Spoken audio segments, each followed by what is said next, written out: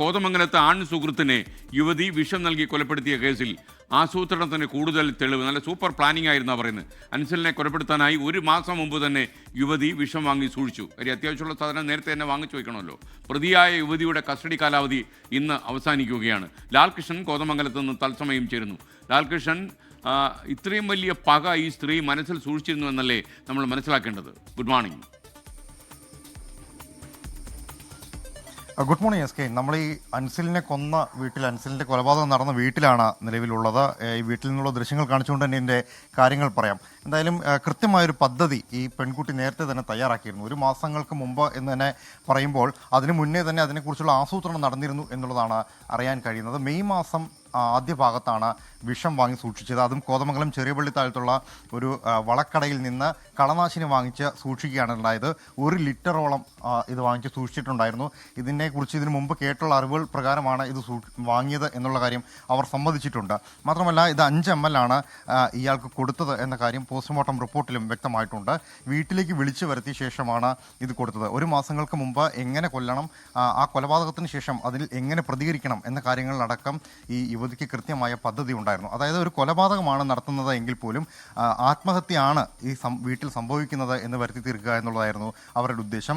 വീട്ടിലേക്ക് വിളിച്ചു വരുത്തിയതടക്കമുള്ള കാര്യങ്ങൾ അതേ ഉദ്ദേശത്തോട് വരിക കൂടിയായിരുന്നു. പക്ഷേ ഇതിൻ്റെ അകത്ത് സംഭവിച്ചത്, പോലീസിനെ വിളിച്ച് ഇയാൾ എൻ്റെ വീട്ടിൽ വന്ന് ആത്മഹത്യ ചെയ്യുകയാണ്, വിഷം കഴിക്കുകയാണ് എന്ന് പറയുമ്പോഴും യുവതിയുടെ കോൾ റെക്കോർഡുകൾ, അതോടൊപ്പം തന്നെ ബാങ്ക് സ്റ്റേറ്റ്മെൻറ്റുകൾ, പ്രത്യേകിച്ച് ഈ വിഷം വാങ്ങിയ ശേഷം യുവതി പണം നൽകിയത് ഗൂഗിൾ പേ വഴിയാണ്. അതുകൊണ്ട് തന്നെ അവരെ ബാങ്ക് സ്റ്റേറ്റ്മെൻറ്റ് കിട്ടുന്നതിനും വലിയ തടസ്സമുണ്ടായിരുന്നില്ല. കടയിലെത്തിച്ച് ഇന്നലെ തെളിവെടുപ്പ് നടത്തിയ സമയത്ത് കടയിലുള്ള ആളുകളെല്ലാം ഇവരെ ഐഡൻറ്റിഫൈ ചെയ്യുകയും ചെയ്തിട്ടുണ്ട്. അതും ഇവർക്ക് വിനയായി മാറിയിട്ടുണ്ട്. ആ സമയത്ത് തന്നെയാണ് ഇവർ സമ്മതിച്ചത് ഒരു മാസം മുമ്പ് കൃത്യമായി സാധനങ്ങൾ വാങ്ങിച്ചു, അതിനു മുമ്പ് ഇതിനെക്കുറിച്ചുള്ള ആസൂത്രണങ്ങൾ നടത്തിയെന്നുള്ളത്. നമ്മൾ കണ്ട് ഈ വീട്ടിലെല്ലായിടത്തും CCTV ക്യാമറകളുണ്ട്.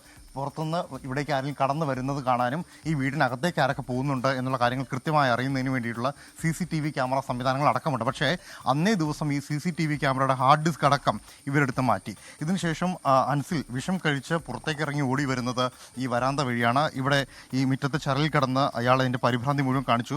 ഇവിടെ വച്ചാണ് അൻസിൽ ആദ്യമായിട്ട് പോലീസിനെ വിളിക്കുന്നത്. പോലീസിനെ വിളിച്ച് ഇനി തൊട്ട് പിന്നാലെ ആ യുവതി തന്നെയാണ് ആ ഫോൺ അവിടെ നിന്ന് എടുത്ത് ഈ നേരെ ഓപ്പോസിറ്റുള്ള ഈ കാട്ടിലേക്ക് എറിഞ്ഞു കളയുന്നത്. പോലീസ് വരുന്ന സമയത്ത് ഈ ഇടവഴിയിലാണ് അൻസിലുണ്ടായിരുന്നത്. ഈ ഇടവഴിയിൽ കിടന്ന് ഉരുണ്ട് മറിയുമ്പോഴാണ് പോലീസിന് ആദ്യമായിട്ട് മൊഴിയും നൽകിയത്. തന്നെ ഇവൾ വിഷം തന്ന് കൊല്ലാൻ ശ്രമിക്കുകയാണ്, ചതിച്ചു എന്നുള്ളത്. ഇതിനുള്ളിലുള്ളൊരു പക എന്ന് പറയുന്നത് നേരത്തെ നമ്മൾ പറഞ്ഞ പോലെ കൃത്യമായി ഇതിനു മുമ്പുണ്ടായിരുന്ന വ്യക്തിപരമായ കാര്യങ്ങൾ, അതായത് സാമ്പത്തികവും ശാരീരികവുമായി ചൂഷണം ചെയ്തു എന്നുള്ള പ്രശ്നമാണ് യുവതി പ്രധാനമായിട്ടും പറഞ്ഞിട്ടുള്ളത്. മാത്രമല്ല ഒരു മാസം മുമ്പ് പിൻവലിച്ച കേസിൻ്റെ പണം അൻസിൽ തരാൻ തയ്യാറായില്ല, അത് പറഞ്ഞ് പറ്റിക്കുകയും ചെയ്തു. ഇതെല്ലാം ഒരു വൈരാഗ്യമായി തന്നെ ഇവരുടെ ഉള്ളിലുണ്ടായിരുന്നു.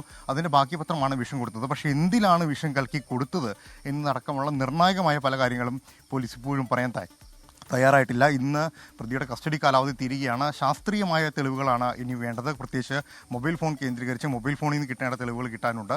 അത് കൂടാതെ ഇതുമായി ബന്ധപ്പെട്ട് കൂടുതൽ കാര്യങ്ങൾ പോലീസിന് അറിയാനുള്ളതുണ്ട്. അൻസിലിൻ്റെ ആന്തരിക അവയവങ്ങളുടെ ഫലം ലഭിക്കാനുണ്ട്. അതുകൂടി കിട്ടിയതിന് ശേഷമായിരിക്കും ഇതുമായി ബന്ധപ്പെട്ട പൂർണ്ണമായ ഒരു ഫയൽ, കുറ്റപത്രം സമർപ്പിക്കാനുള്ള തീരുമാനത്തിലേക്ക് പോകുക. എന്താണെങ്കിലും കസ്റ്റഡി കാലാവധി ഇന്ന് അവസാനിക്കുന്നതിന് മുമ്പ് കൃത്യമായ തെളിവ് ശേഖരണത്തിനുള്ള തയ്യാറെടുപ്പിലാണ് കോതമംഗലത്തെ പോലീസ്. Thank you. ലാൽകൃഷ്ണൻ കോതമംഗലത്ത് നിന്നാണ് വിവരങ്ങൾ നൽകിയത്. ലോകത്തെവിടെയായാലും ഏത് സമയത്തും 24 വാർത്തകളും ഓഗ്മെന്റഡ് റിയാലിറ്റി പാക്കേജുകളും എക്സ്പ്ലെയിനറുകളും വിശദമായി കാണാൻ ഞങ്ങളുടെ YouTube ചാനൽ നിങ്ങൾക്ക് സബ്സ്ക്രൈബ് ചെയ്യാം.